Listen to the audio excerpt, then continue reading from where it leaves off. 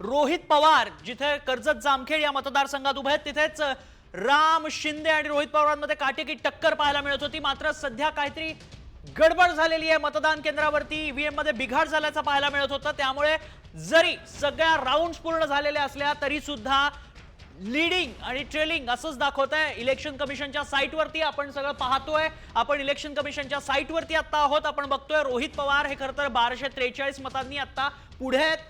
1243 मतांनी पिछाडीवर असल्याचं राम शिंदे पाहायला मिळतात। मात्र आता बिघाड झालेला पाहायला मिळतोय आणि पुन्हा एकदा राम शिंदेंनी आक्षेप देखील घेतल्याचं पाहायला मिळालंय आणि राम शिंदेंनी रीचेकिंग करण्यासाठी सांगितलंय। त्यामुळे आता पुन्हा मतांची काउंटिंग सुरू करण्यात आलंय। मतांचं काउंटिंग होईल, रिकाउंटिंग होईल आणि त्यानंतर काय तो निकाल समोर येतो हे पाहणं महत्त्वाचं असणार आहे। एकीकडे आपण पाहतो इलेक्शन कमिशनची ही साईट आहे, ऑफिशियल साईट आहे। ऑफिशियल साईटवरती 27 राऊंड पूर्ण झालेत। 27 राऊंड अंती देखील काय निकाल येतोय तर तेवढाच आहे। लीडिंग 1243 मतांनी रोहित पवार आहेत। मात्र तरी देखील ते विजयी झालेले नाहीयेत। ऑफिशियल साईट आपण बघतोय, ऑफिशियल साईटवरती रोहित पवारांचा विजय अद्यापही झालेला पाहायला मिळत नाहीये। कर्जत जामखेडमध्ये ही परिस्थिती सध्या पाहायला मिळतेय।